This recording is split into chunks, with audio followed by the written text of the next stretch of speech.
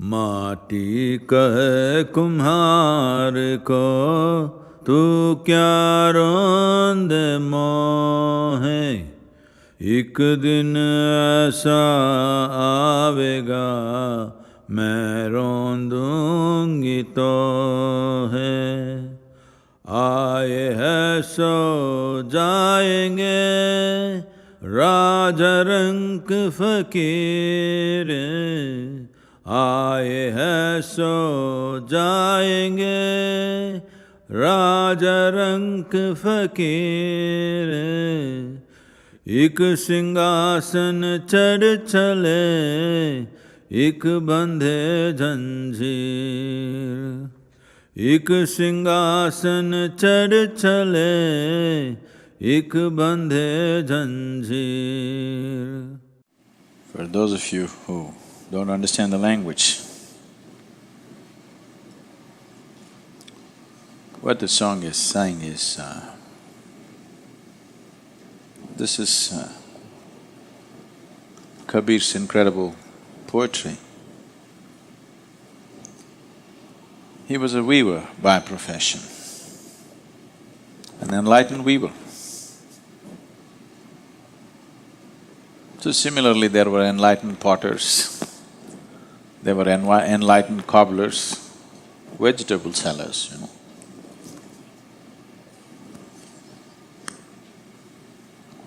all kinds.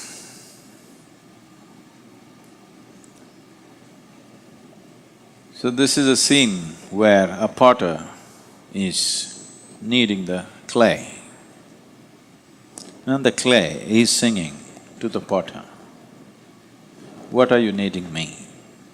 A day will come when I will knead you." And it doesn't matter who you are. You're a king, you're a commoner, you're a saint, it doesn't matter. Anyway, I will need you one day. The only difference is, when I need people, a few will be sitting upon the throne of enlightenment and liberation. Rest will be entangled in the shackles of entanglement. That's all the difference. Otherwise, anyway I will need. Because what you think as me or myself is not you, it's me. That's what the clay is saying. So this is the only pot which can be burnt and unburnt. But in the meantime, what happens is the whole thing. So, as a way of taking people from a shackled existence to sit on the throne of liberation, not just in terms of realization, but in terms of knowing, in terms of capability, in terms of what you can do in this existence. When you talk about competence, mostly people are thinking about social competence. When you talk about power, people are mostly thinking about in the world. But when the clay begins to knead you, your social competence and the power that you hold over men and material means nothing, because you are the material. But at that time, a few will sit upon the throne, rest will be shackled in entanglements. To take a person from this shackled existence to sit on the throne of existential power, not social power, not social competence, not psychological power, not psychological competence, not physical power or physical competence, to take a human being into existential competence.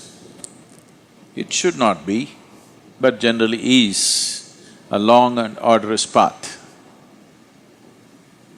It should not be, but it is so. So it's very simple to move from bondage to liberation, but unfortunately, usually it doesn't happen like that. If one has to move, if a being has to move from an existence of bondage to an existence of existential power and liberation, he needs booster doses at every point. This is what the initiation processes are. Every initiation is a boost for somebody to break one barrier and go into another. Or to put it in an American way, it's a kick in your butt to cross the line, otherwise you won't cross it by yourself. Left to yourself, you will go within the lines that you have drawn and never cross. Everything that's life, everything that's creation, every aspect of creation, in a latent form, is already there in human consciousness. There's nothing to do. If you just bring clarity to this, everything is right here. You don't have to explore the cosmos to know all the different dimensions of life and creation that exists. All aspects of creation are right here. It is just that it has to be brought to light. Right now it is in darkness. Right now it is in a space, it is in a dimension that you cannot see. Right now there are radio waves here, you cannot hear. You need a transistor to hear, but it's already there. If it is not there, your transistor could do nothing. So it's already here. It is just that you should have the ability to see, you should have the ability to translate what is in another form to the form that you can see and perceive. So the initiation processes are just this, and these goddamn initiations are a frustrating process for the Guru because it goes so slow, inch by inch, millimeter by millimeter, point by point. People go slow. Somewhere when I look at people, I think they have a notion that they have a billion-year lifespan. They don't hear to the song of the soil, that the soil is waiting to knead you one day, very eagerly, really. Just throw a dead body in the soil and see how eagerly it melts down, how eagerly it's eaten up by the soil, just see. So the soil is every day, every step that you take is waiting and it knows you will come. Doesn't matter. You jump around, you hop around, you fly, you will come back. Nobody seems to hear the song of the soil, that it is waiting to knead you and it'll do so soon. Because people are unwilling to take the necessary steps, they will create hallucinatory processes for themselves. The nature of the mind is such, it can make projections of life in such a way that it can keep you busy forever. It takes a certain level of awareness and a certain force of initiation processes for people to cross this need for hallucination and come to reality. Because reality is grander than any hallucination that you can ever create. The wildest imagination that you have will be colorless compared to the dimensions of reality that already exists. Existence has more to offer than your imagination can ever produce. But you want to settle for your own stuff, this doesn't get you anywhere, but it makes you feel like you're really getting somewhere. This is not exploration of the existence. This is not mysticism. This is just the mischief of your mind. If you are happy with it, fine, nothing wrong. Nothing wrong in being limited, isn't it? Just suffocating, that's all. So, either you must cross the barriers, the restrictions, the shackles of life yourself, or you must allow someone to kick you through the barriers. One of these things you must do, otherwise you can only celebrate limitations. Otherwise, you can just gold paint the prison walls and think you're in a golden cave. Quite wonderful it is.